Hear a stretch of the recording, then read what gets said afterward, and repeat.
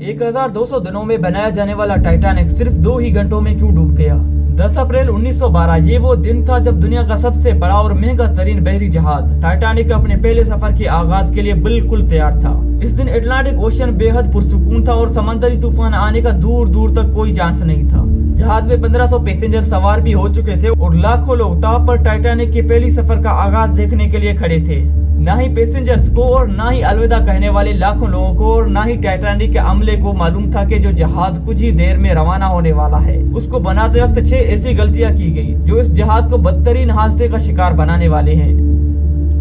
नाज़रीन, आज आप जानेंगे कि अपने दौर के सबसे महंगे, सबसे लग्जरी और सबसे ताकतवर जहाज टाइटैनिक की 6 ऐसी गलतियां जो अगर ना की जाती तो शायद आज टाइटैनिक क्रैश होने की वजह से नहीं बल्कि अपनी कामयाबी की वजह से दुनिया में फेमस होता।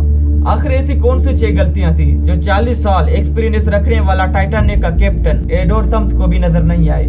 टाइटैनिक की कंस्ट्रक्शन 1907 में शुरू हुई थी और तकरीबन 3 साल का वक्त और 2000 वर्कर की मेहनत के बाद जहाज को तैयार कर लिया गया। अब जहाज पूरी तरह से तैयार हो चुका था लेकिन उसको टेस्ट करना अभी बाकी था।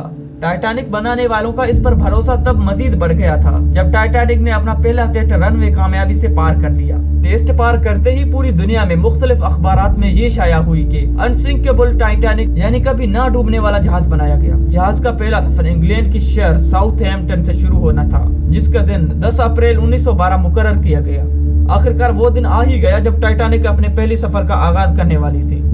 मिस्टेक नंबर 1, दोपहर को ठीक 12 बजे टाइटैनिक ने अपने पहले सफर का आगाज कर दिया और साथ ही टाइटैनिक की गलतियां सामने आना शुरू हो गई। कैप्टन समद को मालकान की तरफ से डेडलाइन मिल चुकी थी कि किसी भी सूरत में 17 अप्रैल यानी सिर्फ 7 ही दिनों तक उसे न्यूयॉर्क पहुंचना है। ये टाइटैनिक का पहला सफर था और अगर वो न्यूयॉर्क टाइम से नहीं पहुंचते तो टाइटैनिक की रिपोर्टेशन को काफी नुकसान होता। इसलिए टाइटैनिक का स्पीड प्रोसेस इतना बढ़ा दिया कि थोड़ी ही देर में जहाज साउथहैम्पटन के बोर्ड को इतना पीछे छोड़ गया कि अब दूर दूर तक नीले समंदर के अलावा कुछ भी नजर नहीं आ रहा था।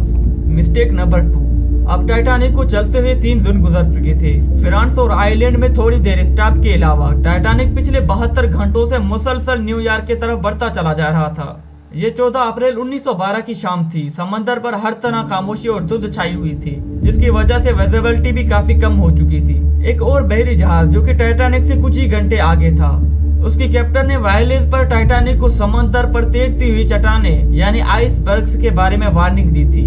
एक्सपर्ट्स का मानना है कि ये वार्निंग कम से कम 6 बार दी गई थी लेकिन वायरलेस ऑपरेटर की वजह से ये इंतहाई इंपॉर्टेंट वार्निंग से उनसे मिस हो गई थी। लेकिन यही थी टाइटैनिक के अमले की दूसरी गलती। मिस्टेक नंबर 3, जहाज की स्पीड भी बहुत ज्यादा थी और उनसे एक बहुत इंपॉर्टेंट वार्निंग भी मिस हो चुकी थी। टाइटैनिक अब तेजी से इंतहाई बेखौफ अंदाज में आइसबर्ग्स के रेंज में बढ़ता चला जा रहा था लेकिन अभी भी टाइटैनिक को हादसे से बचाया जा सकता था क्योंकि जहाज के पहरेदार अलर्ट जो किसी भी आइसबर्ग की इत्तला दूर से देखने पर ही कैप्टन को देने के लिए रेडी थे। लेकिन दूर से देखने के लिए उनके पास अभी एक चीज मौजूद नहीं थी और वो थी दूरबीनी। पहरेदार अलर्ट तो थे लेकिन वो आइसबर्ग को दूरबीनी न होने की वजह से दूर से नहीं देख पा रहे थे और यही थी टाइटैनिक की तीसरी गलती।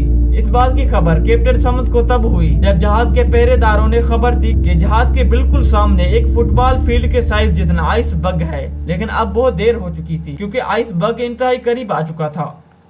मिस्टेक नंबर 4, आइसबर्ग की खबर मिलते ही कैप्टन समद ने जहाज की इंजन बंद करने का हुक्म दिया और साथ ही टाइटैनिक का रुख बदलने का भी ऑर्डर दिया। बेशक कैप्टन समद ने आइसबर्ग से बचने के लिए बहुत कोशिश की लेकिन फासला इतना कम रह गया था कि कुछ भी करना फजूल साबित हुआ। आइसबर्ग अब टाइटैनिक के सेंटर से टकरा जा चुका था लेकिन टाइटैनिक की अभी भी बचने की काफी उम्मीद बाकी थी।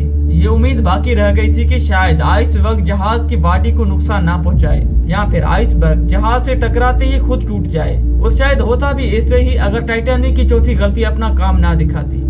एक्सपर्ट्स का मानना है कि टाइटैनिक के बॉडी में जो रिवर्ट्स लगे थे वो स्टील के नहीं बल्कि कास्ट आयरन के बने थे जिनका काम लोहे के बड़े बड़े पीसेस को आपस में जोड़े रखना होता है। लेकिन कास्ट आयरन स्टील से नरम होता है। इसी वजह से जहां आइसबर्ग टाइटैनिक के बॉडी से टकराया वहां की रिवर्ट्स प्रेशर की वजह से खुल चुके थे और फिर वही हुआ जिसका कैप्टन को डर था। मिस्टेक नंबर 5, टाइटैनिक की टक्कर एक फुटबॉल फील्ड जितने बड़े आइसबर्ग से हो चुकी थी और अब जहाज के निचले हिस्से में पानी भरना शुरू हो चुका था। इस खतरनाक तसादम ने पूरे अमले और पैसेंजर को अलर्ट कर दिया था और साथ ही जहाज में मौजूद टाइटैनिक के मालिक जोसेफ ब्रोस को भी। टाइटैनिक अब आहिस्ता आहिस्ता ओशन में डूबता जा रहा था। अब जहाज की फिक्र किए बगैर उसमें में मौजूद पैसेंजर की जान बचाने का वक्त आ चुका था। कैप्टन समथ ने रेडियो पर इमरजेंसी अलर्ट जारी कर दिया। जब तक कोई मदद के लिए आता तब तक पैसेंजर को लाइफ बोट्स में शिफ्ट करने का प्लान बनाया गया। लेकिन इस मौके पर पांचवी गलती ने अपना काम दिखाया।